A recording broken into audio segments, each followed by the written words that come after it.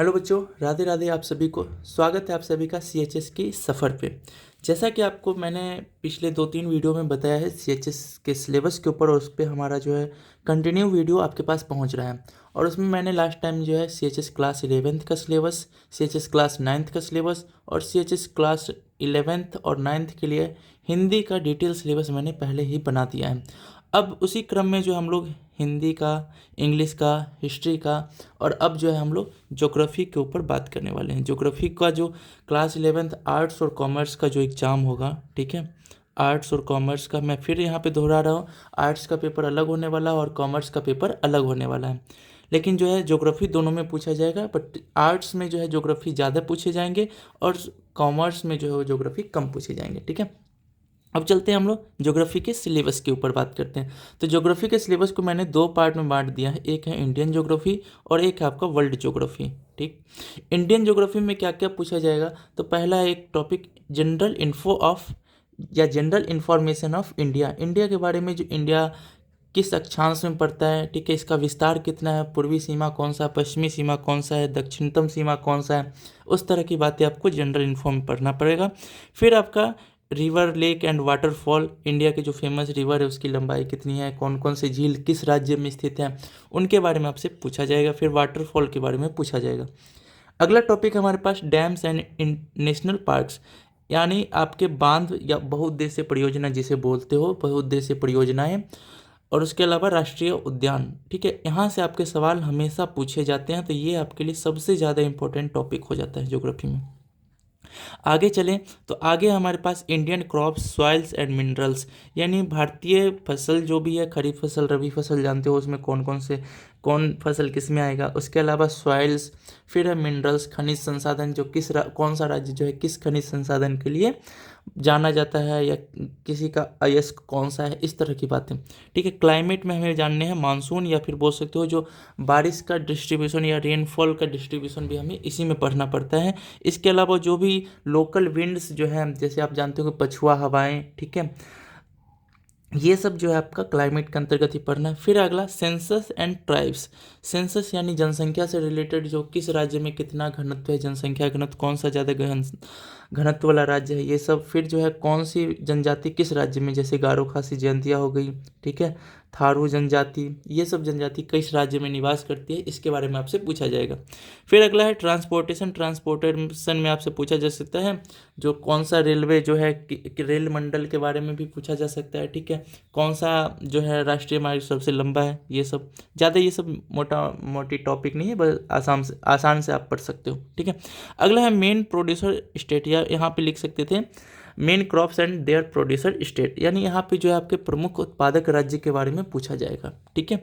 और यहाँ से भी एक सवाल पूछे जाएंगे, मैं लास्ट में बता दूंगा आपके लिए सबसे ज़्यादा इंपॉर्टेंट टॉपिक कौन सा है। चलिए अब देखते हैं हम लोग वर्ल्ड ज्योग्राफी के ऊपर।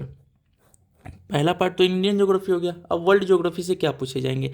तो वर्ल्ड ज्योग्राफी से जो आपका पहला जो है वो है यूनिवर्स एंड सोलर सिस्टम, जो कौन सा ग्रह का कौन सा उपग्रह है, ठीक है, किस ग्रह का जो भी फीचर्स हैं वो सब आपसे पूछे जाएंगे।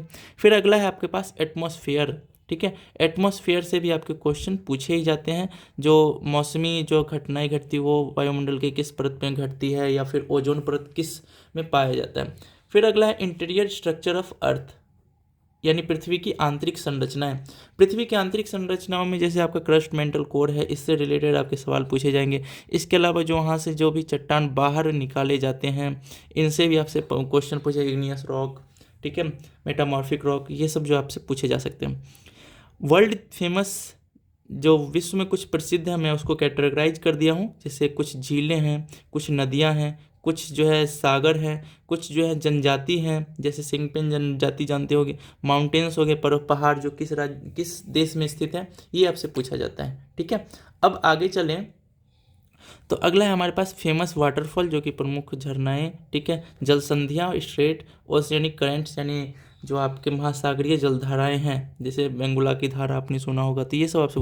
और आखिरी में हमारे पास ग्लोब में अक्षांश, देशांतर, ठीक है, ये सब पूछे जाएंगे। या फिर कर्क रेखा किस देश से होकर गुजरती है, तो ऐसे करके आपसे ग्लोब से पूछे जाएंगे, ठीक है। ये रहा हमारा ज्योग्राफी का मेन डिस्ट्रीब्यूशन। अब हमें बात करनी है जो हमारे लिए इंपॉर्टेंट टॉपिक्स कौन से हो जाते हैं। तो सबसे ज़्यादा आपको ध्यान रखना है इधर रिवर, लेक, वाटरफॉल, ठीक है, डैम्स यानी पहला, दूसरा, ये टॉपिक आपका बहुत ज़्यादा इंपॉर्टेंट होता है। फिर जो इंडियन क्रॉप्स, ठीक है, मिनरल्स, सॉइल्स, ये आपके लिए ज़्यादा इंपॉर्टेंट टॉपिक है सबसे ज़्यादा। फिर आप ध्यान रख सकते हो जनरल इन्फॉर्मेशन ऑफ इंडिया, यानी इंडिया के किस किस राज्य से कौन सी कर्क रेखा गुजरती है, नहीं गुजरती है, ये सब, ठीक है। फिर यहाँ पे आ जाते हैं सेंसस, मैं क्रोनोलॉजी में बता रहा हूँ कौन सबसे ज़्यादा है, उसके बाद कौन सा है। फिर आपका ट्राइब्स, ऐसे करके आपके लिए ज़्यादा इंपॉर्टेंट है। लेकिन मेरे ख्याल से अगर सबसे ज़्यादा आप वैल्यू देना चाहोगे तो आपका डैम और नेशनल पार्क से आपके क्वेश्चन आते हैं, 1-2 क्वेश्चन रहते ही हैं, ठीक है।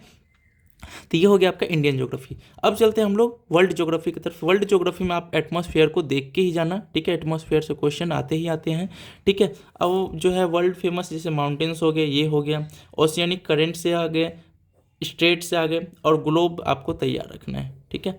ये है आपका ज्योग्राफी का मोटा मोटी सिलेबस, ठीक है। अब इसी सिलेबस के अंतर्गत हम लोग सिविक्स, या जिसे आप लोग पॉलिटिकल साइंस बोलते हैं, उसे भी मैं आपको बता दे रहा हूँ, ठीक है। पॉलिटिकल साइंस जिसे बोलते हैं ये भी बता दें, क्योंकि इसका बहुत ही छोटा टॉपिक्स हैं, बट इसमें सारा का सारा चीज़ इसी में समाहित हो जाएगा, ठीक है। तो यहाँ पे देखते हैं सिविक्स के। सिविक्स में सीधा एक चीज़ डिस्ट्रीब्यूट कर दिए गए जो इंडियन कॉन्स्टिट्यूशन से आपके सवाल आएंगे, ठीक है। तो इंडियन कॉन्स्टिट्यूशन में क्या, तो जो भी इंपॉर्टेंट आर्टिकल्स हैं, पार्ट्स हैं, डिपार्टमेंट्स हैं, यहाँ से आपके क्वेश्चन पूछेंगे, या फिर मेकिंग ऑफ द कॉन्स्टिट्यूशन से भी आपसे पूछा जा सकता है, ठीक है। मेकिंग ऑफ द कॉन्स्टिट्यूशन से भी क्वेश्चन पूछे जा सकते हैं। तो ये हुआ आपका इंपॉर्टेंट टॉपिक पॉलिटिकल साइंस से या सिविक्स से। और अब पूछोगे सर क्या हमें अपने क्लास की पढ़ाई नहीं करनी है, तो बिल्कुल बच्चा, आपको जो है अपने क्लास का ही देखना है, और आपका जो लेवल रहेगा क्लास 10th तक ही पूछा जाएगा। मैं बार बार रिपीट कर रहा हूँ, जो 90% सवाल आपके क्लास 10th लेवल तक के ही होंगे, अगर जो 11th की तैयारी कर रहे हो तो, और बाकी जो 10% आपके एक्स्ट्रा क्वेश्चन होंगे, जो कि मैंने आपको सिलेबस में बता दिया है, तो आप वहाँ पर जाके देख सकते हो, ठीक है। तो ये हो गया आपका सिविक्स। और मैं एक चीज़ और बोल रहा हूँ, आप अपने क्लास 10th का जो SST है उसको अच्छा से रिकॉल करके जाना, और उसके बाद टाइम बचता है तो फिर इन सब पे ध्यान देना, ठीक है। वैसे आपका क्लास 10th में ही बहुत सारी चीज़ें जो है कवर हो जाएंगी, जैसे इंडियन क्रॉप्स हो गए, सॉइल्स हो गए, मिनरल्स हो गए, dam and national park, river, lake, waterfall, ये तो आपके क्लास 10th में ही है, ठीक है। कुछ चीज़ के लिए आपको अलग घूमना पड़ेगा, और वो चीज़ जो है मैं आपको जैसे कंटिन्यू होते जा रहा है, मैं आपको ये सभी जो है टॉपिक्स जो है वीडियो के अंतर्गत पढ़ाऊँगा, ठीक है। तो आशा करता हूँ कि आपको ये वीडियो पसंद आई होगी, और कुछ ना कुछ ज़रूर आपने नया ज़रूर सीखा होगा। अभी सिलेबस में ज़्यादा नहीं, बट आपको कुछ जानकारी तो ज़रूर मिली होगी, ठीक है। तो आज के वीडियो यहीं पे समाप्त करते हैं। यदि आपको वीडियो अच्छा लग रहा होगा तो आपको जो समझ में आ रहा है वो तो करना ही है, ठीक है। तो चलिए मिलते हैं फिर किसी नेक्स्ट वीडियो में। अब जो हमारा वीडियो होने वाला है इकोनॉमिक्स, और इकोनॉमिक्स आपके लिए आर्ट्स और कॉमर्स के लिए काफ़ी इंपॉर्टेंट है, तो अगले वीडियो में ज़रूर देखिएगा, ठीक है। तब तक के लिए सभी को धन्यवाद। राधे राधे।